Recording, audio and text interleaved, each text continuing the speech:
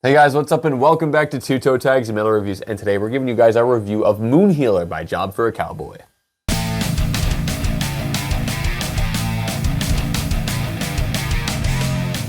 So, it's been 9 years since this band has released an album. We've listened to it non-stop throughout the entire week, and I remember last week when we were discussing this album, we both thought, wow, there's a lot to unpack here. There's a lot going on in this album, and I remember really enjoying it a lot on a first impression.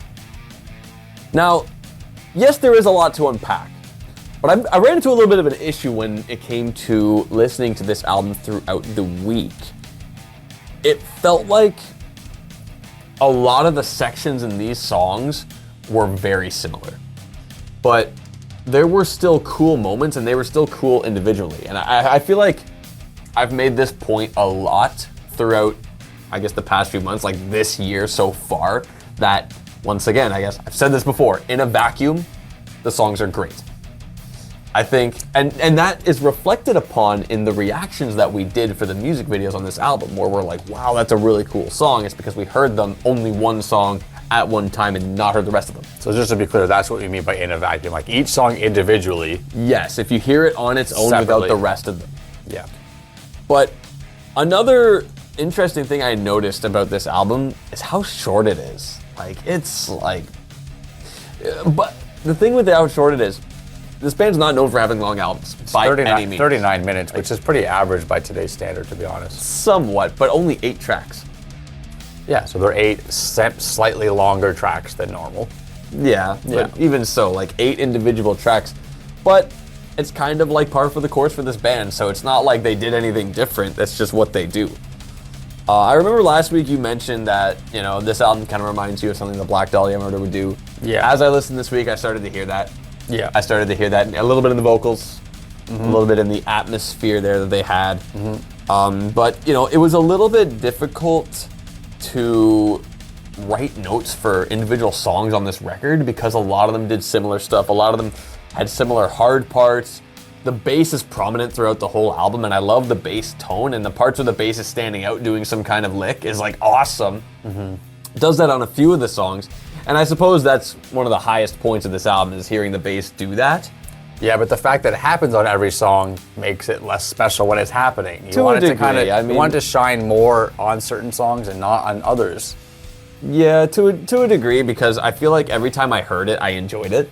Yeah. It's not like I heard it, I'm just like, oh, the bass is doing that again. I'll be like, oh, okay, cool. Yeah, but you're gonna write the same note on every song? That's the problem, though. That's what I'm saying. Yeah. It's not worthy if it's happening all the time. So I was able to write some notes about songs to get to some individual songs here. The Forever Rot is probably my favorite track on the album for its ending. The song like ends, and then the weird kind of eerie part happens to finish the song. I remember enjoying that a lot when we reacted to it. It's kind of weird that it's like the song is kind of like over and then this happens. You talking about the bridge section where it's got like it's playing on the toms and it's got this weird like wiry guitar. Yeah, it's like wiry sounding. That's how I describe it. Yeah, that part's cool. Yeah, I really like that, and that is also alluded to early on in the song, which is really cool as well. Other moments that I enjoyed, the bridge where the drums just kind of go wild in the middle of Beyond the Chemical Doorway is cool. Otherwise, the song just kind of came and went. The groove at the start of The Sun Gave Me Ashes, So I Saw It at the Moon is really good. And that song felt like it's one of the better ones because it kind of felt like it really just progressed through a form as opposed to just kind of feeling like, here's some stuff. You know? Yeah. A lot of the album kind of felt like a little bit of stuff. There's a part in that song where it's like quiet and it's just the vocals saying something and then the band comes in. Which song? The Sun Gave Me Ashes. Oh yeah. I thought that was cool. Every time that part happened, I thought it was cool. And that's a main thing when you're reviewing albums the way that we do. If there's a single part in a song that keeps catching your ear every time, that's how you know it's a good song. Right. If you're listening to this album over and over and over and that one part of that song keeps like, oh yeah, there's that thing again, there's that thing again. Yeah. That's noteworthy, those are the kind of tracks you want on albums. Yeah. Especially when you review them the way that we do, which is listening to them a bunch throughout a week. Yeah, for me, that's basically like a playlist-worthy song. But it can go the opposite way too. Sometimes there's a part that you just don't like and it actually ruins the song and you're like, oh, this part's coming up, we're gonna get ready, hit the skip button now, right? Sometimes it can go that way. But yeah, you're right. Like sometimes it just takes one little section. It could be the bridge, it could be anything, and you look forward to it when you're listening to it, and it makes that song a worthy track. Yeah, and in my case with that song, it's not like I specifically remembered it every time until I made a note about it. It would be the kind of thing where it's like I'd hear that, be like, yeah, this is that song, yeah. And there was another song. It was A Sorrow-Filled Moon. I feel like the vibe of this song is similar to Into the Crystalline Crypts, but it's the kind of track where I'd be like, well, this song's pretty good. Which one is this? Oh, it's A Sorrow-Filled Moon, and that would happen a bit consistently. So I enjoyed that too. I guess another note that I have of stuff that stands out is the drum fill that starts the Agony Sleeping Storm. I thought that was cool. That's dope, yeah. Pretty consistently cool. You hear that, like, yeah, that was rad. But that's kind of generally it, you know? I feel like other than what I just mentioned, from my experience, a lot of the rest of the album was like kind of the same thing happening. And I felt like what makes the Forever Rot as good as it is with that section is that it's a completely, like, it's an entire pace breaker. It's something that none of the other songs really have. Yeah. And I wish more of the album had that. What I would do, I would either change a song to make it just like radically different from the others in that sense, or maybe add like 2 songs to make it like a full 10 that are either maybe like part interlude, part actual song, like maybe like a 2-minute thing that breaks the pace, or just entirely different songs that do something else. Like I'd either change some stuff or add a few is what I would do, because the album did feel short. Like it got a lot of plays. It's an album that kept just flying by, and it is a little bit on the shorter side, under 40 and 39. It's short enough that you're gonna get a lot of plays out of it if you listen to it for a It's like short average. Yeah, I would put it the shorter side of average. Yeah. But it's, it was also kind of an album that would fly by, so I feel like I had to really try to focus on it to get the details. Because if I didn't, I would do something else for a second and be like, whoa, 2 tracks went by, what happened? Yeah, I agree. And just, piggybacking off that point, you mentioned the Agony Sleeping Storm has that drum intro. So what would happen to me is I'd be listening to the album and that drum intro would happen. I go, oh shit, this song's already back again? Because it's such an identifiable part on the album, right? It stands out. And that was kind of like, it's almost like on most albums, that would be the beginning track. Track 1 starts, okay, now the album's starting again. On this one, it kind of loops around, and then I was like, oh fuck, we're already on this track again? The Agony Sleeping Storm? I've already listened to the album already? Like, it just comes and goes. But I do agree with a lot of things TV Fish said about some of the songs. The Forever Rot, probably, top track of the album.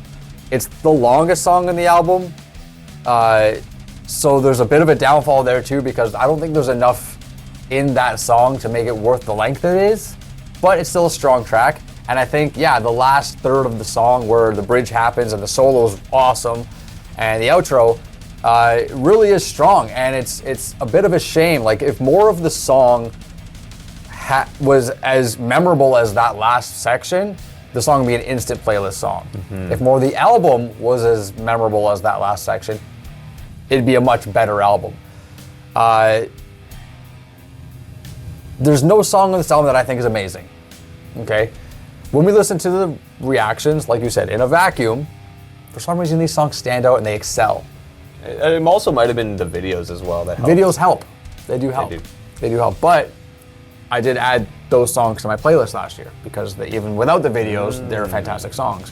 But when you listen to them on the album, I think you nailed it. They're all just too similar. There's not a lot that stands out. And I made the notes about the bass as well, where it sounds amazing. I love the tone. I love when the bass is kind of shining and there's little licks, happening and stuff like that. Fantastic. But every song, like I get it. I get that's like the sound you're going for, but it becomes too much at a point. And you gotta learn how to use things more sparingly, because that's when they sound more special. The worst song in the album, I'm curious what your thoughts are, because I had a song that I thought was just, it's not bad. All the songs are fine, but this song specific, it just always just came and went. I really tried putting focus on it, and it just did nothing for me. Grinding Wheels of the Ulfanum. Offenheim, whatever. Track number 3. I mean, I didn't really make any notes on it, but I feel like it's hard to pick a worst song on this album because they all sound so similar to each other. How would one be any significantly worse than the others? Like, what about that one makes it noteworthy as that for you? I don't know, but the thing is, all the other songs I was able to listen to and at least take something away from it. That was not able to take anything away from that one. And from listening to the album, for some reason, I don't know if the vocals are pretty stagnant on this album. There's not much variation going on. Well, there kind of is a little bit, but it's like the same thing for each song, you know what I mean? Exactly, that's what I'm saying. There's not much variation. It's not like the same exact voice the whole time. There's a little bit of like harsh and low and stuff like that, high and low. But I felt like track number 3, for some reason, the vocals were irking me a bit. I don't know why. And I even made a note that I feel like the vocals might be hurting the album a little bit by track 3. And that could be a lack of variation. That could be, who knows? I don't know. But yeah, track number 3 was rubbing me the wrong way. Don't exactly know why. It's hard to pinpoint these things sometimes.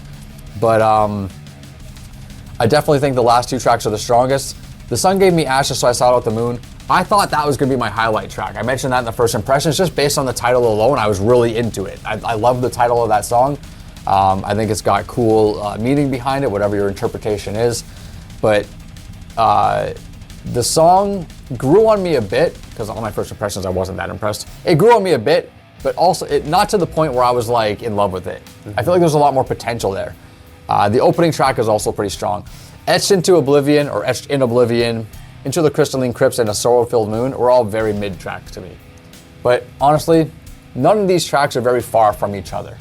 Like, I would say the mid tracks and the good tracks are very close.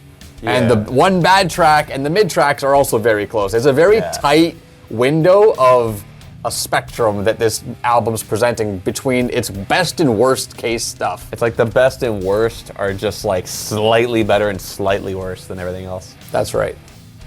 Now, with that being said, I suppose let's get a rating this album. I'm going to kick off these ratings and say that this album, it feels weird with this album, because when I first heard it, I thought this was great. There's going to be so much going on, but as I was listening, I just really struggled to take away much from it. And I feel like it stagnates, but it still has cool stuff. And if I were to listen to any of these songs on a whim in the future, I would enjoy them a lot, and I know I would. But it still just kind of felt like a similar thing going on. So I'm going to give this album a 5.5. It's got a good foundation, but it doesn't really build much on top of it. I like that wording, that it's got a good foundation. That's definitely for sure. And you know what? I did enjoy the album. I didn't hate it. It might sound like we didn't enjoy it by the way we're reviewing it, but it's not a bad album by any means. It's got some good stuff there. It's got some technicality. We did like the bass, the guitar, the riffs are pretty good. Some of the souling's really nice. The drums are good. The drums are great. And the vocals are not bad. They're just, I wish there was more variety there. So I think it's a good album. I don't think it's bad. It's just a little bit too flat for me as far as the spectrum of enjoyability goes. So it's gonna get a 6 from me. Okay, and there you have it, a 6 from Vile Self and a 5.5 from myself. But regardless of our ratings, we'd love to hear what you guys have to say about this album. So let us know, what do you rate this album? Would you give it a toe tag? Would you give it similar scores to us? We'd love to hear what you guys have to say. And remember to like this video if you liked it, and subscribe if you guys are new to the channel. I'm TV Fish. I'm Vile Self. We'll see you guys later.